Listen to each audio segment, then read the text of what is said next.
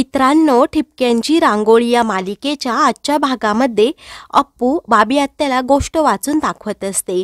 तेव्हा शशांकही खोलीत जातो आणि अप्पूला धडकतो। अप्पू शशांकला डबल बॅटरी असं बोलते।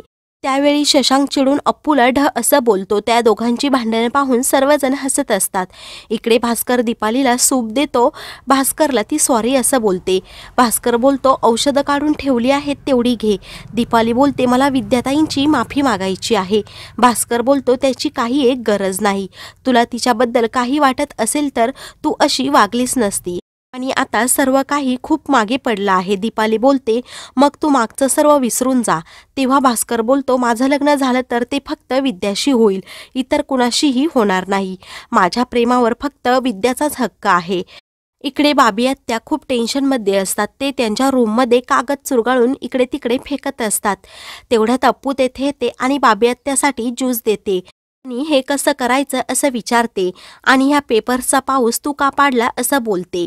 तेव्हा बाबी आत्या सांगते, ही सर्व फिल्म्सची तिकिटे आहेत। तेव्हा अप्पू बोलते, ही तिकीटं किती वेगळी आहेत, आत्ता अशी नसतात। तेव्हा बाबी आत्या सांगते, आता आमच्या वेळेला तशी होती, तशी आता भेटत नाही म्हणून त्यावेळची तिकीटं अप्पूला बाबी आत्या दाखवत असतात। तेव्हा बाबी आत्या सांगतात, त्यावेळी भास्कर मला नेहमी फर्स्ट शो पाहायला घेऊन जायचा आणि तेव्हा काय काय करायचे ते सर्व अप्पूला बाबी आत्या सांगत असतात आणि आता तो काळ गेला, आता सर्व बदललं आहे असंही बोलत असतात। तेव्हा शशांक बाबी आत्याच्या खोलीजवळ जाऊन त्यांचं बोलणं ऐकत असतो। त्याला खूप वाईट वाटत असतं। तेव्हा अप्पू बाबी आत्याला विचारते, त्यावेळी मोबाईल पण नसतील ना, मग तुम्ही कसे भेटायचे? त्यावेळी बाबी आत्या सांगते, आमच्या नेहमी भेटायच्या वेळा आणि जागा ठरलेल्या होत्या, आम्ही तेथेच भेटायचो। तेव्हा अप्पू बोलते, लेट झालं तर? तेव्हा बाबी आत्या सांगते, मग मी वाट पाहायची। खरं प्रेम असलं की राग, लोभ, अहंकार सगळं एकदम क्षुल्लक वाटायचं। अप्पू मनातल्या मनात विचार करते, खडूसला पण अशीच वाट पाहायला लावली पाहिजे। दुसऱ्या दिवशी सकाळी भास्कर घरी येतो। बाबी आत्या दीपालीची चौकशी करते। तेव्हा भास्कर बोलतो, आता ती ठीक आहे, आता डिस्चार्ज पण मिळाला आहे। तेव्हा बाबी आत्या विचारते, मग तिला आणि ओवीला भर रस्त्यावर का सोडून आला? तेव्हा भास्कर सांगतो, दीपालीसाठी नर्स ठेवली आहे। बाबी आत्या बोलते, नर्स का? इतके वर्ष तिने तुझी काळजी घेतली, आता तिला तुझी गरज आहे। भास्कर बोलतो, तिला माझी गरज होती तेव्हा मी तिच्या जवळ होतो, परंतु आता मला तुझी माफी मागणं महत्त्वाचं आहे। बाबी आत्या बोलते, माफी कसली? तेव्हा भास्कर सांगतो, त्या दिवशी मी लग्नाचे महत्त्वाचे विधी सोडून तुला एकटीला सोडून गेलो। मला डॉक्टर म्हणून त्या कर्तव्याकडे लक्ष देणं महत्त्वाचं होतं।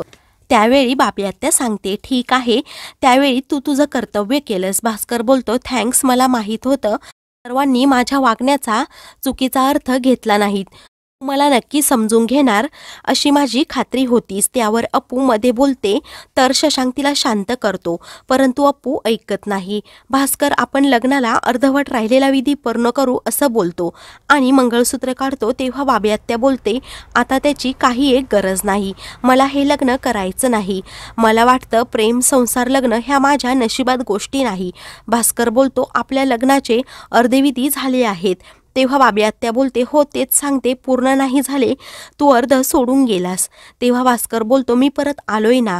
तेव्हा बाबी आत्या बोलते, तुला वाटलं म्हणून शिक्षणासाठी गेला, मग आता तू परत आला लग्नासाठी, मागे लागला, मग दीपालीने आत्महत्या करण्याचा प्रयत्न केला, मग तू कर्तव्य म्हणून लगेच तिकडे गेला, आता तुला वाटतं म्हणून तू परत, आता ह्या सगळ्यात मी कुठे आहे तेच तू मला सांग, आता मला यात मी कुठेच दिसत नाही। तेव्हा भास्कर बोलतो, माणसाला परिस्थितीनुसार वागावं लागतं। बाबी आत्या बोलते, तुझं काहीच चुकलं नाही आणि आता तुझ्या कोणत्याही निर्णयामध्ये मी तुझ्यासोबत नाही आहे। ज्या क्षणी तू मला मांडवात अर्धवट सोडून गेला, त्या क्षणी मी आपले रस्ते वेगवेगळे केले आहेत। आता मला तुझ्याशी लग्न करायचं नाही। तेव्हा भास्कर एक संधी मागतो। शशांक बोलतो, आता जसं झालं तसं परत झालं तर काय करशील? भास्कर सांगतो, एक डॉक्टर म्हणून मी माझं कर्तव्य पाहिलं आणि ते कर्तव्य केलं। त्यावेळी अप्पू सांगते, माझे बाबा दीपालीवर ट्रीटमेंट करत होता। तेव्हा बाबी आत्या बोलते, भास्कर, मी माझा निर्णय सांगितला आहे, आता माझा नकार आहे, आता तू इथे वेळ वाया घालवू नकोस, तुझी माणसं तिकडे तुझी वाट पाहत आहे। तेव्हा दादाही बोलतात, आम्ही बाबीच्या निर्णयाशी सहमत आहोत। तेव्हा माई बोलते, मंगळसूत्र घालायला असा कितीसा वेळ लागतो, तेव्हा तू ते केलं असतं तर आम्हाला खूप बरं वाटलं असतं.